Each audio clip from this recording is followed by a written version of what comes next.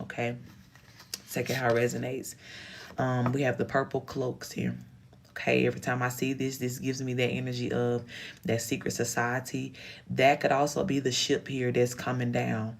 Now we all know the one that's most often mentioned, which is like, the Illuminati, things like the Freemasons, um, Eastern Stars, things like that. And there's so many more, like even on a smaller scale, like more local societies, what do they call them, country clubs and things like that, right? I tell you, that gives me this vibes every time I see the purple cloaks, because a lot of things that go on in these societies is very ritualistic as well too. I'm gonna speak about this too, and this is my first time ever talking about this. And Spirit has kind of told me at some point that I would have to kind of speak about it or talk about it. I just didn't know when. Okay, but what I will say is, um, and I want to be very clear that when I tell this story or when I speak on this, my experience, okay? This is me. This is my experience. If any of this story relates to you or something that you're dealing with or connected to at this time, you take it with a grain of salt. You take what's you and you let mine be mine, okay? But when I was in college, I pledged a sorority, Divine Nine. I pledged AKA, and it's funny because the first two cards out as I'm looking down is pink and green here. So I know this is a confirmation that I need to talk about this. But I pledged AKA when I was in college, okay? This was before, spirituality was a thing. Most of y'all know my spiritual journey like really began and got on a roll within the last like 4 years, 2019, 2020. I went to college back in 2010, okay? And pledged around that same year too. Maybe 2011 is when I pledged, because we couldn't do it freshman year. So I started my process, I want to say like the summer after freshman year in college. And after that is when I, was officially online to pledge, okay? The beginning of that school year. So the one thing that I will say is, and even now, it's still such a big secret around the pledging energy. What happens? What is it about? Most people who are in sororities, and this is why I say like this is my story. If you in a sorority or a fraternity, then you kind of know as well too, like the big secret that lies around it. And you also know that people, could be looking at me like clutching their pearls, like, oh my God, she's talking about this, like what? But it is what it is, okay? Because it needs to be talked about. But like I pledged, I was online. It was a lot of crazy shit that went on, that went down. What I will say is that, my particular school and chapter at that time, we were in premiere, right? And if you don't know what that means like if you've gone a long time and this particular sorority hasn't had like a new line to come out, to pledge and things like that. They haven't had new pledgees for a while. After a certain amount of years, when you do bring back another line, it's considered a premier line if it's been a long time. So that's what we were, because that particular sorority had already gotten in trouble years ago for hazing and shit like that. Like they had already got investigated, damn near got kicked off the yard altogether. Okay, so we was already premiere. It was already like thin ice shit going on, a whole bunch of, talking about what had happened in the past, what was going to happen this time. So there's a lot of crazy shit. But what I will say is that, there was a lot of ritualistic things that happened throughout this process of me pledging, okay? There were several times throughout to where we were literally like, we would have meetings from week to week to where we would go, we would learn the education about, the sorority itself, the founders, the overall understanding of the sorority, right? Which for mine was AKA, but then as it pertains to your particular college and chapter, those founders at your school, we had to learn all of that on a week to week basis. We were traveling from the campus at the college off to like this meeting place. We had what they would call old heads, right? Which were people who were older sorors or, frats if you were a male that were initially, jumping you into the sorority or like getting you prepared for it, because not only was this like a hazing process, but you also had to take a test to be able to get like your official license for the sorority. Okay, so this was something that we was doing. It was like some months that we were in this process. We had rush and all of that to where we had to even get approved to go through the process, and then once we got online for the process, we had to pass the test to be able to get the letters, and as well you had to pass all of the hazing type tests too, the non-official process. So throughout this process, even in the official part, there was a lot of ritualistic things, y'all. Like at these meetings, sometimes we would have to start off like we would come in, the lights would be dim and shit like that. It would be off, and they would literally have like an altar set up with like candles all around it, like how like you would see on the movie, like if somebody had like a vigil set up for somebody, and there would just be candles all on top of the table, all on the floor, wax dripping everywhere. Like that's what it looked like. And they would have pictures of like the founding women, that started the Alpha Kappa Alpha sorority incorporated. They would have the pictures of those women, and they would literally make all of us like bow down in a certain shape around this altar. Hakai, baby. They would make all of us bow down around this in a certain design around this altar, and we would have to like repeat like certain chants. And you could tell that it was like they were saying like we were so-called just paying homage to these people. But no, this was ritualistic shit. They were channeling these people's energy. They were calling these people in, almost like they were sacrificing us to these founding mothers, right? I keep wanting to say founding fathers, but the founding mothers for the sororities. And we will have to get up like one by one, go directly in front of the altar. They would say some things over us while our head was down, and then we would have to like walk backwards back to our spot. Like it was very specific, like how we had to do it. That's why I say it was all ritualistic. So we had that, and then we would, after a while they'll make us go out of the room, and then when we come back in the room, all the lights and shit will be on, and it will be like just a regular space. Like we would sit down and start our learning for the day. So that went on for all the while that we was online. So when it came down to it, after we had taken the test, we had passed the test and everything, then came the official like burning ceremony, right? The burning sand ceremony. And so y'all, when I tell y'all, this is like, the whole process is worth talking about, but this is the part to where I knew Spirit was going to have me to really, really like talk about this at some point. And like I said, any person who's pledged before, even if you don't feel led to talk about it, I'm not lying in what I'm saying here, okay? Key baby, I'm not lying with how all this go down, and this is why too don't nobody talk about this shit, okay?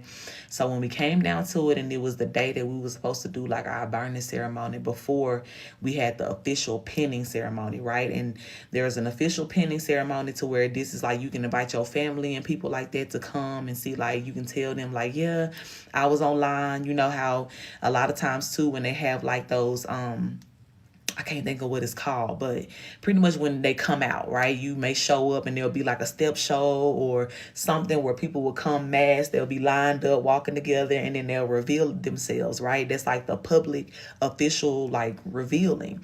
But before you go through that, it's like you have to go through this official ordaining behind the scenes, right? This is something that's secret only between you and these people who are in this particular sorority or secret society, which is what I'm gonna call it, because that's what it is, okay? But this particular day we had this was before our official pinning ceremony. They took us to like this little weird ass plantation space. It was deep in Mississippi, right? Now, mind you, I went to school in Mississippi. I went to college in Mississippi. But this right here was like something that was like a hour, almost 2 hours away from the college itself.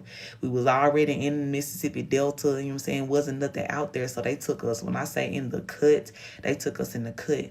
And when we pulled up to whatever this is, it looked like some sort of like plantation, farmhouse type ordeal. Like literally something like you would see in the movie.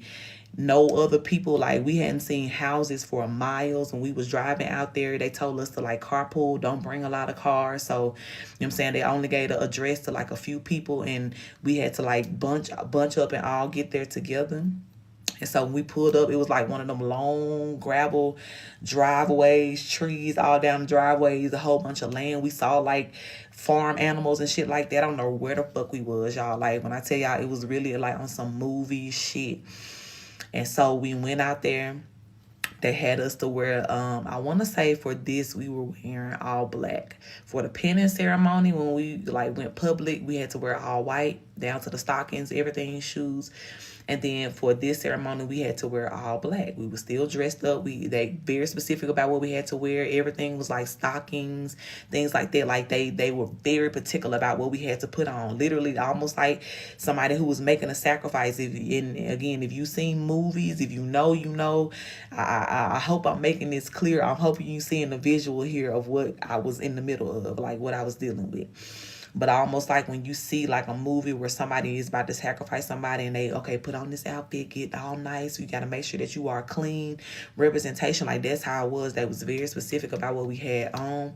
When we first got there, they checked. They looked at everybody, like made one by one, look at all of our outfits. They were just acting real weird. You know, it was weird. Even the ones we had been talking to and dealing with that whole time, there were more sorors that were there, a lot of older ladies that were just in place that we hadn't seen before. But the ones that we had been dealing with this whole time in our process, they was just acting like real weird. It was very hush hush. We couldn't talk a lot.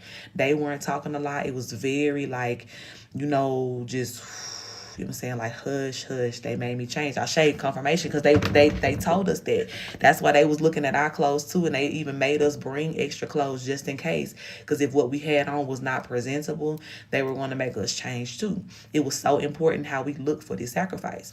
So we go. They put us, at this point, we're moving between two buildings here, okay?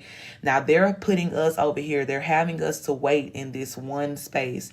And this as well still looks like some sort of weird farmhouse. If there are beds in this room, like it doesn't look like somebody lives here, but it almost looks like a museum house. Like somebody used to live here a long time ago. Yeah, 44 in the chat, 444 on my time. It looked like somebody used to live there like a long house. Like somebody used to live here a long time ago. Yeah, 44 in the chat, 444 on my time. It looked like somebody used to live there like a long time ago, but it may have been something that was kind of like museumed or, you know, just set up as like a display. So it was real creepy, just, you know, saying, giving like plantation vibes, like pictures of like older people on the wall, and they just had us in their waiting. They wouldn't tell us a lot. So we all was kind of getting the vibe, and it was just different that day. I couldn't explain it.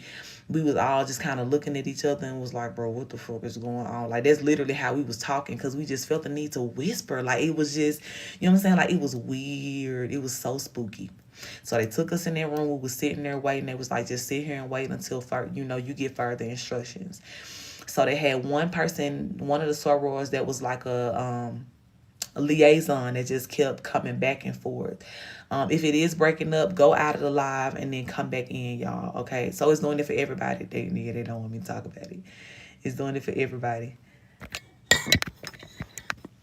Y'all try going back in the live and then come back in and let me know if it's working. Is it skipping for all y'all or just a couple people?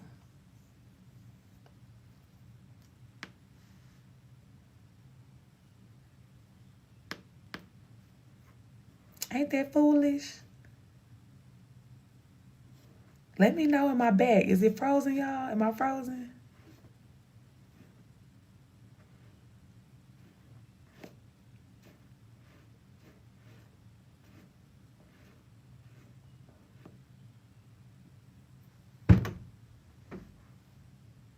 Mic check, mic check. Y'all hear? Okay, sis said she could hear me. It was buffering on your end. You good. Okay, everybody who I'm buffering on, y'all go back in and come back. Okay, go out and come back in. We still gonna get the message because you're not frozen. Okay, I just want to make sure that for those who are frozen, that y'all get the messages. I'm finna tell this shit here. Okay, y'all good. All right, here we go. So we had one soror that was one of the oldest sorors that was a liaison. She was the one that kept coming back and forth over there to get us and take us back. Now, mind you, it was like an in and out thing. Like, we will go in phases. They started off, they set everything up. They brought us in. They did one thing, right? So when we came in the first time, it was just sorors that was just lined up all along the walls. They were also sitting, they had their chairs. There was like a smaller room, okay? There was a smaller room, and they had their chairs arranged in a certain way in this room to where they were almost making like this. It was a pattern. Like we didn't realize what it was like at first, because the thing that they told us, they were very, very specific. Every time they came to get us to go into this room, they kept making it like very specific. Do not get out of line. We're gonna go in. We were all holding hands. The soror that kept coming to get us, she was holding the hands of our ace, the girl who was in the front. And all of us were like walking in this single file line holding hands. Now I was the tail, so I was always at the back of the line, at the end of the line. Okay. But the girl that was in front, she was holding the older soror's hand, and then we would all walk single file into this room. Now, when we would get into the room, they would keep us lined up. They even told us a couple of times, like, to keep our eyes closed or like to put our heads down. But when we would come in, they would say these chants over us again. And then they would have us, while we were holding hands, to walk this pattern in the room. They was like, no matter what happens, don't let go of the hand of the person in front of you. You know what I'm saying? Like, don't break the line. Because sometimes, like, we started off like we were walking kind of slow. But it was like every time they would take us out of the room and bring us back in to do that same process again, and we have to walk the pattern, it was like we were going in faster and faster and faster and faster. The whole time we were in the room, they would say a chant. And then after they would say the chant, everybody in the room would say, the 9th hour is upon us. The 9th hour is upon us. Somebody would read something from a book. They would be speaking while we were standing there. And then after they would say something, everybody in the room would say, the 9th hour is upon us. And while we were walking in this pattern through the chairs, right? Because there were chairs that were sitting. They were set up in the pattern. These sorors were just sitting there. It was so weird, y'all. Like, I'm getting chills even as I'm talking about it. It was so weird. Some of these sorors we literally had never met before that day. But we were just sitting there, and they were just all... They were in white. We were in black. That's significant too. They were all in all white, and they made us dress up in black. So, hell yeah, I was scared as fuck. I was scared as fuck. We all were. Me and all my sorors were like scared as fuck. All of us that was online, because at that time I was still like in church. It was some other people. Soror is like a sorority sister. That's what they call like a soror or a soror. We from Mississippi, so we say that shit country, soror.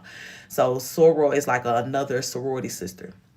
But yeah, I was in church. It was some other people too that was online that came from church too. But even those that didn't come from church, we was all praying, bitch. You know what I'm saying? Like, we was all praying at that point, because it was like we knew, again, from like the meetings leading up to this, that it was a little weird shit, right? Because of the altar and all of that. But we just thought like maybe they just really want us to learn these, founding mothers, and they really want us to pay homage to them.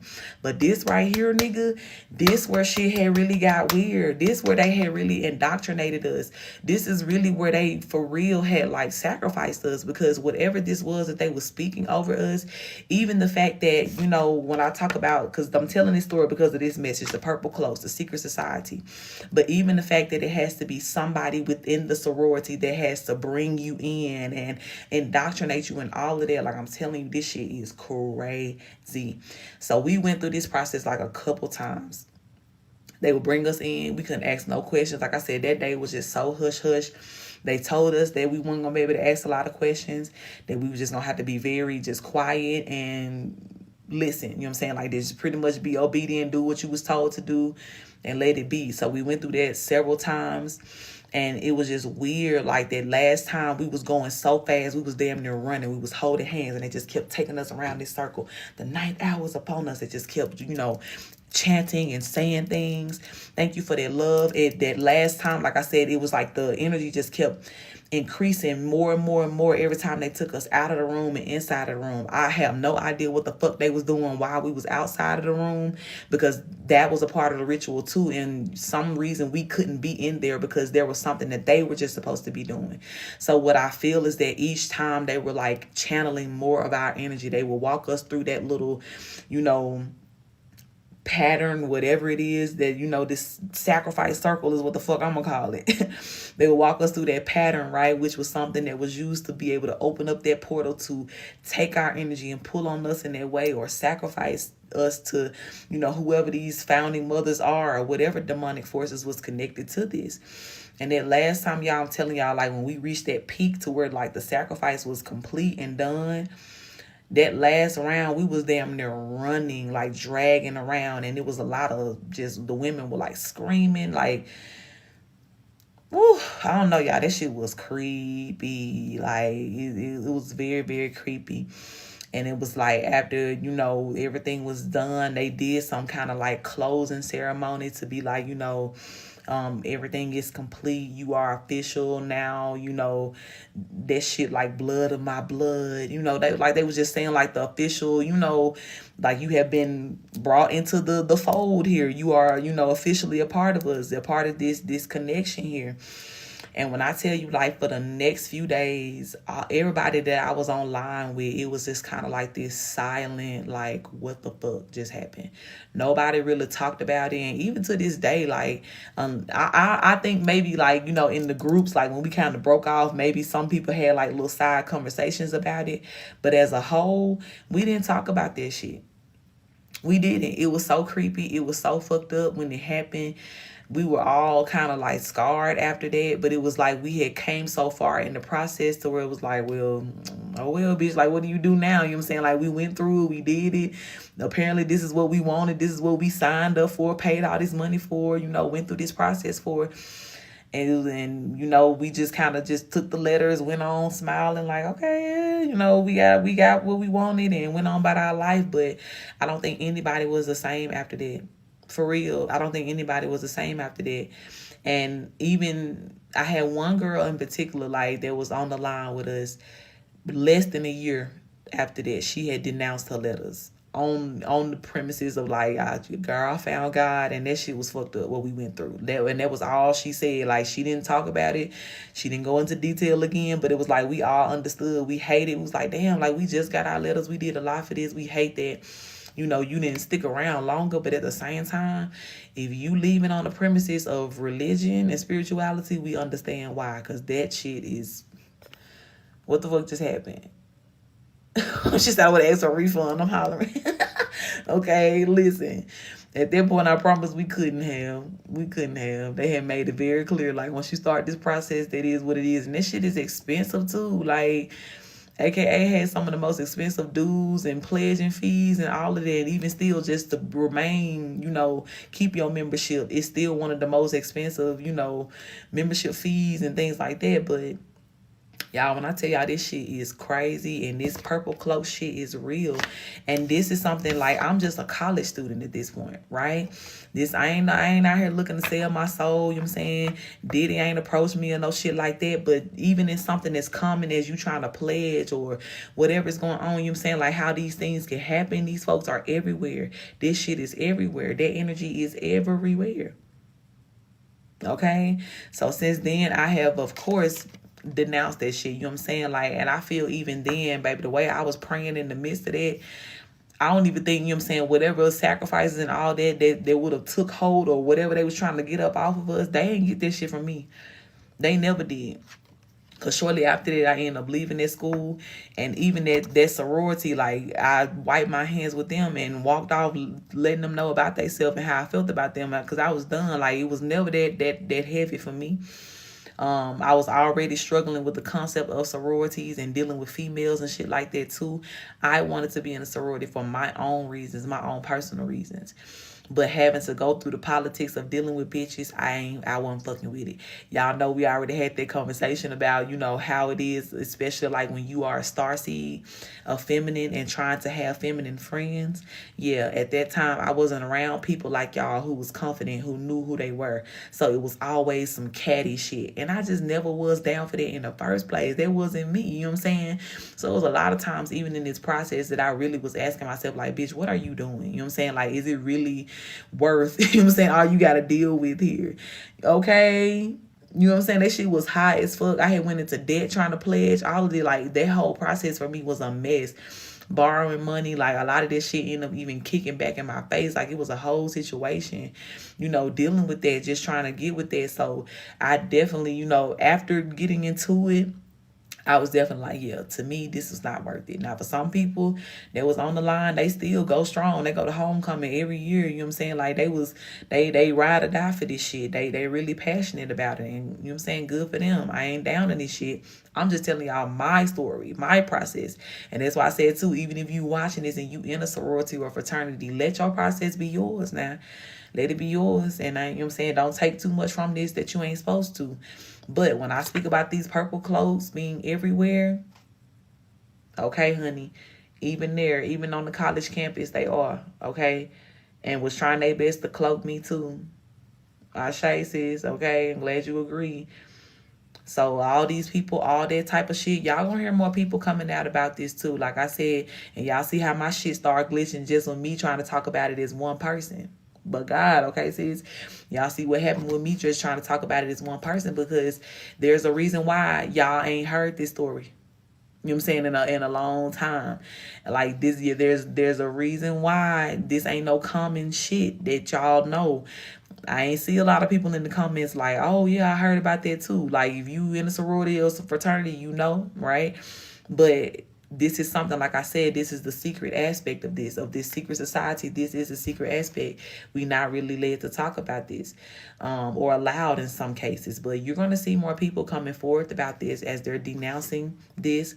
Some people as well may even be admitting that some of the problems that they had in their life was because of whatever pledge they had made under this type of energy here, okay? But that shit, you're going to see a lot of people denouncing that, okay? You seen somebody trying to bashing somebody that was trying to denounce this. Yeah, and that's another reason too why people don't be wanting to talk about it either, because they know that for those who still want to protect this energy, yeah, it's gonna be an issue. Folks gonna be feeling some type of way. Hell, could even be trying to come for some of these people because they talking about it. But God gonna protect them. Because if they denouncing it for those reasons of like breaking away from that demonic ass energy or getting up out of that curse, yeah, that's what they supposed to do. And God gonna make sure that they get free. You know what I'm saying? Free indeed. Yeah, for real, for real. So people can get mad all they want to, but that shit finna be talked about. What's going on in these sororities and fraternities. And like I said, that's my experience. Other people that are in this same sorority may have a different experience, something similar, but you know what I'm saying? Like it could also be more, you know what I'm saying, or just a different process that they went through. But ain't nobody finna sit up here and lie to you. If they for real, you know what I'm saying, got some letters the legit way, ain't nobody finna sit up here and act like they got that shit without going through some sort of ritualistic process here. It happened. And like I said, unfortunately for a lot of us, we were unaware and kind of blindsided, and we was just boom, just there going along with the process and showed up and what the fuck going on. But that shit happened, and like I said, I got that shit up off of my life. You know what I'm saying? That wasn't for me. That wasn't for me. It wasn't meant for me to, you know what I'm saying, give my power to that type of situation or that energy. So again, just know that you're gonna hear more. Okay, y'all gonna be coming back confirming to me soon that more people are talking about this too, telling their story as well too. Okay.